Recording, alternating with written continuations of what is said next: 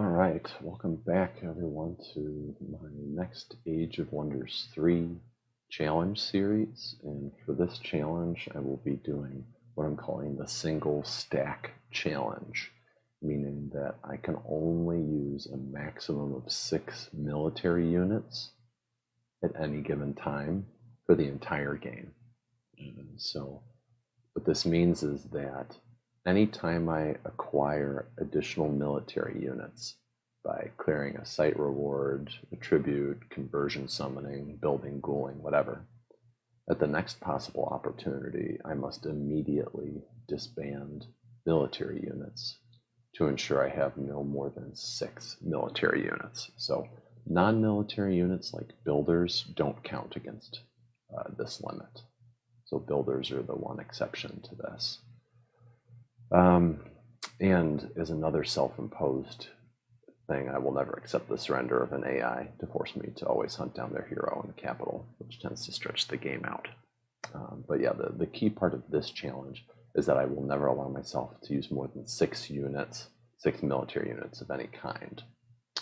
My last challenge was a heroes only challenge, which is very challenging because I had to delete all of my non-hero units at the start of the game, but then once I got a few stacks of hero units, it became much easier. Whereas with this, I'm limiting myself to 6 total military units total. So if I'm going up against stacks of 2, 3, or 4 with just 6 units, it's obviously going to be a lot more challenging. So we'll see how this goes. Some settings. Emperor, large, land, normal, 6, me versus 5. Emperor, we got all that, surface and underground. We will do village, medium, far to let them snowball a bit more before we meet.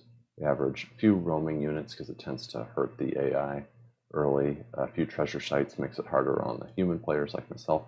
Many cities allows AI to snowball more and makes it harder for me to get and control landmass. Average for these, and then a few treasure structures, since again humans tend to use these more efficiently than AI. So that is what is happening with that. Geography, everything's set to normal. And then let's go here and go to team. So it'll be me versus 5 allied AI level Emperor AI opponents. I will customize my leader. I'll just let the AI be randomized. Classic turns, teams, advanced rules, normal, standard resources, normal, never, normal, medium, and the standard 5 and 15 is fine, which, since I anticipate having a few heroes in my max stacks of 6, this having a hero level cap will really hurt me in particularly. I'm turning off city founding as I've done in past challenges just to make it that much harder on me, because AI suck at smart city founding, whereas humans can do it pretty well, to snowball pretty well. So I'm depriving myself of that option. Otherwise, everything else is as normal. So I'm going to hit apply there. And so this has been episode 1, the setup episode for this series. I'll go ahead and get the map creation going and the episode, and then I will boot back up for episode 2, which will be my first turn. And for this series, like I've done in the last Heroes Only challenge, I am going to record at the end of chunks of turns. So I'm not going to record moment by moment, because that captures all the boring decisional stuff that I do, which I have done in other series like my 40 turn challenge.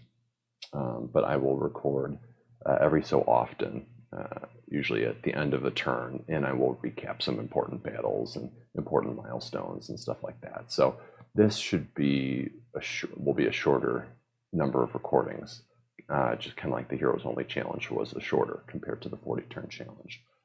So that's where we're headed. So I will see you in episode 2, and thank you for watching.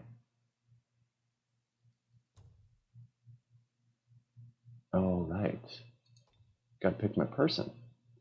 So I've historically always played necromancers, but for this I thought it would be a little stronger to go with the Theocrat because the Divine Justicars, or Justicars, however you say that, I think is stronger in terms of allowing the rest of your stack to die and come back to life than is with the Necromancer, with the greater reanimate undead and that sort of stuff. So I think a Theocrat is a stronger choice, and Human is a nice neutral option.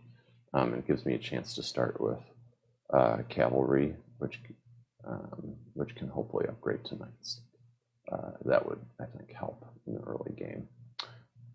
I'm learning from my mistakes of the past, right? When I'm facing, in my past challenges, I haven't had Water Adept, and I always end up facing Dreadnoughts, machines, or an Undead, and sometimes I have trouble with them because the life drain mechanic won't work, which I like to use for my heroes. And so I'm going to get Rot, and that comes with Adept of Water, so I'm going to make sure I have that. Don't know if I'll use it, but I want to make sure I have it. You always have to have Destruction Adept for the Hasty Plunder. And then, like I did in my last series, I'm going to do Wild Magic Adept so I can have the Degenerate so that it makes it easier to convert. So I'm not doing a Necromancer because it would be ghouling in that case, but in this case, with a Theocrat, it would be make conversions easier in case I want to convert a particularly good unit. So hopefully I'll make good use of that. But yeah, so this has been episode 1. See you in episode 2 for the first moves of the game.